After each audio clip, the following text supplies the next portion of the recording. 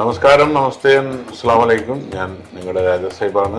Icons of ഇന്ത്യയുടെ മറ്റൊരു എപ്പിസോഡിലേക്ക് എല്ലാവർക്കും ഹാർദമായി സ്വാഗതം. ഇവിടെ ഇന്ന് നമ്മൾ ഐക്കൺസ് ഓഫ് ഇന്ത്യയിലെ വിശിഷ്ട വ്യക്തി എന്ന് പറയുന്നത്, നമ്മൾ എവിടെ ചെന്നാലും നമുക്കൊരു സ്വീകരണ മുറി എന്ന് പറഞ്ഞൊരു സംഭവമാണ്. സ്വീകരണ മുറികളിൽ പല പല ഐറ്റംസുകൾ, പലഹാര സാധനങ്ങൾ കൊണ്ട് നമ്മൾ നിറയും. അത് ഏത് രാജ്യത്ത് പോയാലും ഇത്തരം കാര്യങ്ങളിൽ ഒട്ടും മാറ്റം വരാതെ നമ്മൾ മലയാളികളുടേതായ ചില കൾച്ചർ, അത് പലർക്കും പല കൾച്ചറാണ്. നമുക്ക് മിച്ചർ വേണം, ചിപ്സ് വേണം, മാങ്കട്ട വേണം, അതുപോലെ തന്നെ മൈസൂർ പാക്ക് വേണം. അങ്ങനെ പല ടൈപ്പ് വെറൈറ്റീസ് ഓഫ് പലഹാരങ്ങൾ ആസ്വദിച്ച് കഴിക്കുന്നവരാണ് ഞാനും നമ്മുടെ കുടുംബക്കാരും നമ്മുടെ മലയാളികളും. ഈ ലോകത്ത് എവിടെ ചെന്നാലും ഈ ഒരു പല കാര്യങ്ങളിൽ വളരെ മാറ്റങ്ങളില്ലാത്തതാണ്. നമ്മുടെ നാട്ടിൽ നിന്നും ഇവിടെ തന്നെ സ്വന്തമായിട്ട് പ്രൊഡക്ഷൻ ചെയ്ത് സൗദിയിൽ ദമാം നാബിയയിലാണ് അദ്ദേഹം ഉള്ളത്, അബ്ദുറഹ്മാനിക്ക.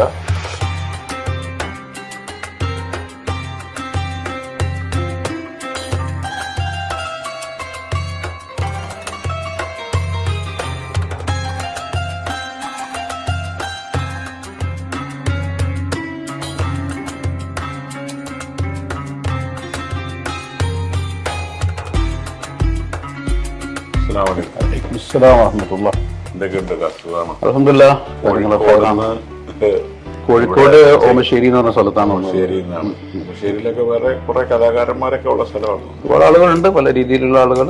ബജറ്റ് ട്രേഡിങ്സിലേക്ക് എത്തിയിട്ട് ഇപ്പം എത്രയാണ്?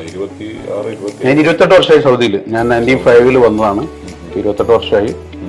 പല മേഖലയിലും സഞ്ചരിച്ചിട്ടുണ്ട്. ഇപ്പൊ ഇവിടെ ഇതിലെത്തിയിട്ട് ഏതാണ്ട് 10 വർഷം ആയിട്ടുള്ളൂ. ഈ ഒരു മേഖലയിൽ കറക്റ്റായിട്ട് എത്തിയിട്ട്. ഈ സ്ഥലത്ത് നാബിയ എന്ന് പറഞ്ഞ സ്ഥലത്ത് എത്തിയിട്ട് 2 വർഷമായിട്ടുള്ളൂ. പുതിയ ഇതാക്കാത്ത പ്രശ്നങ്ങളൊക്കെ വന്നതിന് ശേഷം സൗദി ഗവൺമെന്റ് അനുവദിച്ച LLCന്റെ ആ ഒരു ഇതിൽ ഇപ്പൊ നമ്മൾ തന്നെ സ്വന്തം പേരിലേക്ക് മാറ്റി. ആദ്യം നദ, മുഹമ്മദ് സദ് നദ എന്ന് പറഞ്ഞിട്ട് മുമ്പ് മറ്റൊരു ലൊക്കേഷൻ ആയിരുന്നു. അത് അപ്പൊ അവിടെ നിന്ന് മാറ്റി ഇവിടെ വന്നിട്ട് 2 വർഷമായിട്ടുള്ളൂ. ഇവിടെ ഈ സ്ഥലത്ത് 2 വർഷമായിട്ടുള്ളൂ. എങ്ങനെയാണ് ഈ പലഹാര സാധനങ്ങളിലേക്ക് കയറി വന്നത്? ആദ്യം വന്നത് ഏത് വിസയിലാണ് വന്നത്? ഞാൻ എന്റെ സ്പോൺസർ ഒരു ഹോട്ടൽ വിസക്കാണ് ഞാൻ വന്നത്. ഹോട്ടൽ ജോലിക്കാരനായിട്ട്. അത് അറബി ഫുഡാണ് അത് ഉണ്ടായിരുന്നത്. എത്ര ഐറ്റം സാധനങ്ങൾ ഇവിടെ ചെയ്തു? അത് പറയാൻ പറ്റില്ല.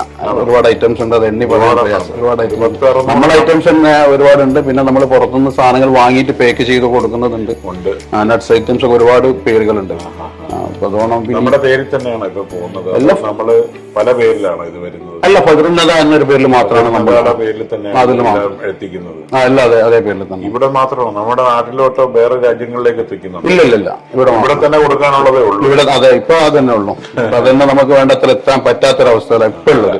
കവർ ചെയ്യണമെങ്കിൽ കുറെ ജോലിക്കാരൊക്കെ വരണം. അത് ഇൻവെസ്റ്റ്മെന്റും ആണ് ഒരുപാട്. എത്ര ആൾക്കാർ ഓൾറെഡി വർക്ക് ചെയ്യും? ഇപ്പൊ 30 ആള് ഇവിടെ ഓൾറെഡി ഉണ്ട്. സൗദിയിലടക്കം ഒരു 6 സൗദി ഉണ്ട്. 24ഓളം നമ്മളെ വിദേശികള് സാധനങ്ങൾ എത്തിക്കാനായിട്ട് ഉണ്ട്. ഒരു 7ഓളം വണ്ടികൾ സെർവ് ചെയ്യുന്നുണ്ട്. മലയാളി കടകൾ മാത്രമാണോ? അല്ല, എല്ലാ കടകളും സൗദി ഉണ്ട്. അറബിയുള്ള എല്ലാ കടകളും ഇത് കഴിക്കുമോ? അവര് കഴിക്കുന്നതുകൊണ്ട് പിന്നെ വിദേശികളായിരിക്കാം കസ്റ്റമേഴ്സ് ചിലപ്പോ അങ്ങനെ ഉണ്ടാവാം. അപ്പോ എന്തായാലും എല്ലാ കടകളും അങ്ങനെ എല്ലാവർക്കും പറ്റിയ സാധനങ്ങൾ നമ്മൾ എടുക്കുന്നുണ്ട്. അവിടുത്തെ ക്വാളിറ്റി പോലെ ഇവിടുത്തെ ക്വാളിറ്റി കോംപ്രമൈസ് ചെയ്താണ് കൊടുക്കുന്നത്. അത് കോംപ്രമൈസ് ഇല്ലാതെ നല്ല കൃത്യമായി നമ്മൾ മാക്സിമം നമ്മൾക്കുണ്ടാവുന്നത് കൊടുക്കുക എന്നുള്ളതാണ്. അതെ, തീർച്ചയായിട്ടും. അതായത് നമുക്ക് പിടിച്ചു നിൽക്കാൻ പറ്റുള്ളൂ. അപ്പൊ കഴിയുന്ന മാക്സിമം നമുക്ക് ആവുന്നിടത്തോളം നല്ലത് കൊടുക്കുക എന്നുള്ളതാണ്. നല്ലത് കൊടുക്കുക. ഈ വെയിറ്റിലാണെങ്കിലൊക്കെ തന്നെ കുറയാതിരിക്കാനും അങ്ങനെ എല്ലാ കാര്യങ്ങളും മാക്സിമം നമ്മൾ നോക്കും. ഇവിടെ ഇതിന്റെ ഇങ്ങനെ തൂക്കത്തിന്റെ ഓരോ സാധനങ്ങൾ ഇങ്ങനെ സ്റ്റെപ്പ് ബൈ സ്റ്റെപ്പ് ആയിട്ട് ഇങ്ങനെ മിക്സറിന്റെ ആ ഒരു മെഷീൻ കണ്ടായിരുന്നു. അപ്പൊ അതിങ്ങനെ ഓരോരോ പാക്ക് ചെയ്യുമ്പോഴത്തേക്കും കൃത്യമായി മാക്സിമം ഇച്ചിരി കൂട്ടിയിട്ടാണ് കറക്റ്റ് ചെയ്യുന്നത്. അത് നമ്മൾ പറഞ്ഞു കൊടുക്കും. ഇന്ന കോലത്തിൽ ചെയ്യാൻ ചെയ്യുന്നത് നമ്മളാണ് ഫിക്സ് ചെയ്യുന്നത്.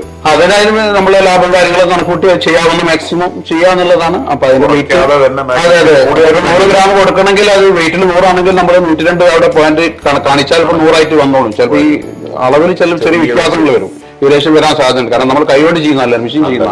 അപ്പൊ അതുകൊണ്ടുള്ള ചെറിയ വ്യത്യാസം ഉണ്ടാവും. അപ്പൊ അതുകൊണ്ട് അവർ അഡ്ജസ്റ്റ്മെന്റിലേക്ക് നമ്മൾ പേ ചെയ്യുന്നത്. വോളിയം ഓഫ് ബിസിനസ് കൂടുതൽ നടക്കുന്നത് മലയാളികൾക്കിടയിലാണോ അതോ നമ്മുടെ എല്ലാ ആൾക്കാരും ഇതിനകത്ത് ഇൻക്ലൂഡഡ് ആവുമോ? നമ്മൾ മലയാളികളാണ് നമ്മൾ കൂടുതലും ഫോക്കസ് ചെയ്യുന്നത്. കാരണം മലയാളി ബക്കാലകളും അപ്പൊ അവരാണ് നമ്മളെ കൂടുതൽ നോക്കുക. അപ്പൊ നമ്മളിൽ അവർക്ക് വേണ്ട സാധനങ്ങൾ നമ്മൾ കൂടുതൽ കൊടുക്കും.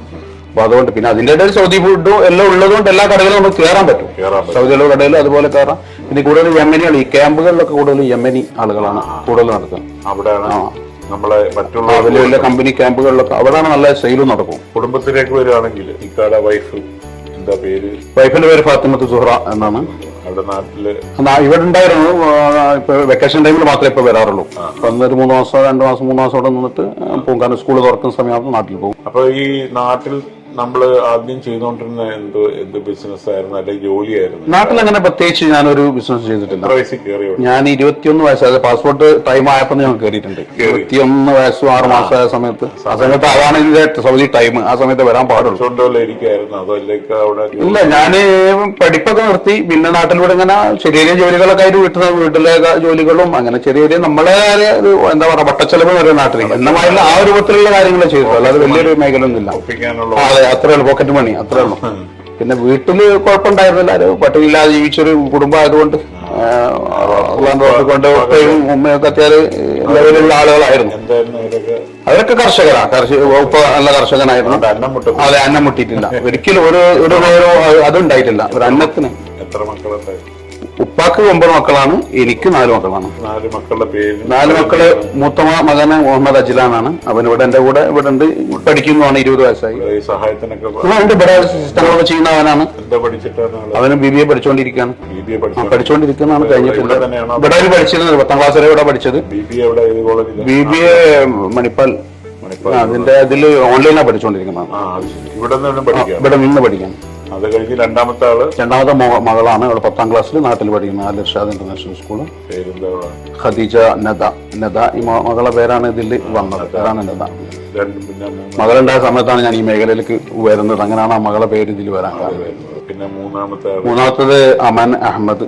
അവന് 7ാം ക്ലാസ് പഠിക്കുന്നു, അതേ സ്കൂളിൽ തന്നെ. പിന്നെ 4ാമത്തെ ആള് സഹൽ മഹ്മൂദ്.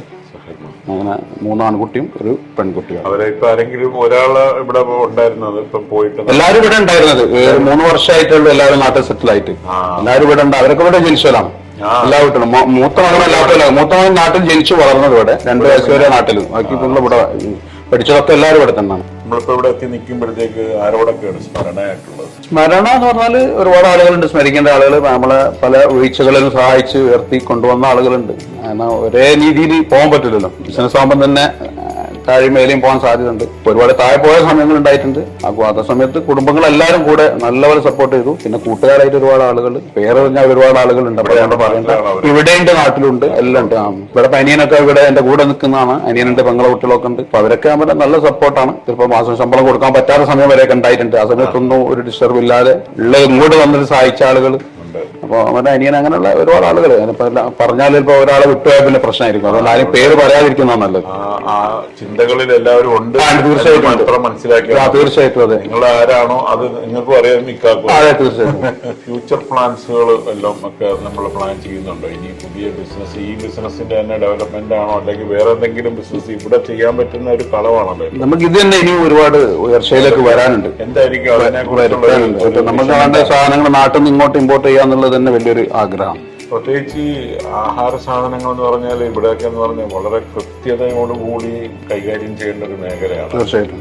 അപ്പം ഹൈജീനിറ്റി, നമ്മള് പരിശോധനകൾ, ഇതെല്ലാം ഇങ്ങനെ വരുമ്പോഴത്തേക്ക് കൂടുതൽ ആ ഒരു കാര്യങ്ങളിൽ നമ്മൾ എപ്പോഴും അലർട്ടായിരിക്കണം. ഒരു കാരണവശാലും പെട്ടെന്ന് എടുത്തിയാടി നമ്മൾ ഈ പറഞ്ഞ പോലെ ചില പരിപാടികൾ, തട്ടിക്കൂട്ട് പരിപാടികൾ, അതൊന്നും പറ്റില്ല. നിയമപരമായിട്ട് ചെയ്യാൻ പറ്റുന്ന എല്ലാ മേഖലയും ചെയ്യാന്നുള്ളതാണ് നമ്മളത്.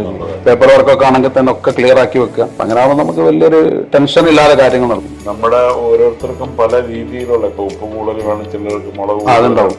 അപ്പൊ ഒരു കോമൺ ആയിട്ടൊരു സാധനം ഉണ്ടാക്കിയാൽ മാത്രമേ എല്ലാവർക്കും ഇഷ്ടപ്പെടുന്ന രീതിയിൽ ഒരു ടേസ്റ്റിൽ വന്ന് നിൽക്കണം എന്നുള്ളത്. അതൊക്കെ അനലൈസ് ചെയ്യുന്നുണ്ടല്ലേ? ഏതാണ്ടൊക്കെ നമ്മൾ നോക്കും. പിന്നെ അവരൊക്കെ അത്യാവശ്യം ഇതിനെക്കുറിച്ച് നോളജ് ഉള്ള ആളുകളാണ്. ഈ വരുന്ന ആളുകളൊക്കെ ചെയ്യുന്ന ആളുകൾ. അതുകൊണ്ട് തന്നെ നമ്മൾ പിന്നെ അവര് നമ്മളോട് ചോദിക്കുന്നതാണ് എന്തെങ്കിലും മാറ്റം വരുത്തണമെന്ന്. ആ സമയത്ത് നമുക്ക് തോന്നുന്നത് അങ്ങനെ ചെയ്താൽ കുറച്ചുകൂടി ബെറ്റർ ആയിരിക്കും എന്ന് പറയാന്നുള്ളത് മാത്രമേ ഉള്ളൂ. ചെയ്യുന്ന അവർ തന്നെ ആയിരിക്കും. കാരണം അവരാണ് അതിൽ എക്സ്പീരിയൻസ് ആളുകളാണ്. അല്ല, ഇവിടെ വന്ന് പഠിച്ചവരല്ല, അവർ പഠിച്ചിട്ട് വന്നാൽ. പാകിസ്ഥാനിൽ കഴിഞ്ഞ 1 മാസമായില്ല ഒരാൾ വന്നിട്ട്. അപ്പൊ എന്തായാലും ഇക്കായുടെ ഈ പറഞ്ഞ പോലെ മധുര മനോഹരമായ ഈ ലോകത്ത് പല തരത്തിലുള്ള മിക്സറുകള്, കേരള ഫുഡുകള്, പാകിസ്ഥാൻ ഫുഡുകളും എല്ലാം നന്നായിട്ട് മുന്നോട്ട് നല്ല രീതിയിൽ പോകട്ടെ എന്ന് ആശംസിക്കുകയാണ്. പടച്ചവൻ എല്ലാ ഹയറും ബർക്കത്തും. ഈ ആഹാര സാധനം എന്ന് പറയുമ്പോൾ അതിനകത്തൊരു പ്രാർത്ഥനയും കൂടെ ഉണ്ട്. തീർച്ചയായിട്ടും വിസ്മീൻ ജെല്ലി നമ്മൾ കഴിക്കുന്ന സമയത്ത് അതെ അതെ അതിന്റെ ഒരു ദുആയും കൂടെ ഇക്കായ്ക്കും കൂടെ കിട്ടുന്നതാണ്. എന്തായാലും എല്ലാവിധ ആശംസകളും നേരെയാണ്. മുൻപോട്ട് എല്ലാ ഹയറും ബർക്കത്തും. ഇൻഷാ അല്ലാഹ്.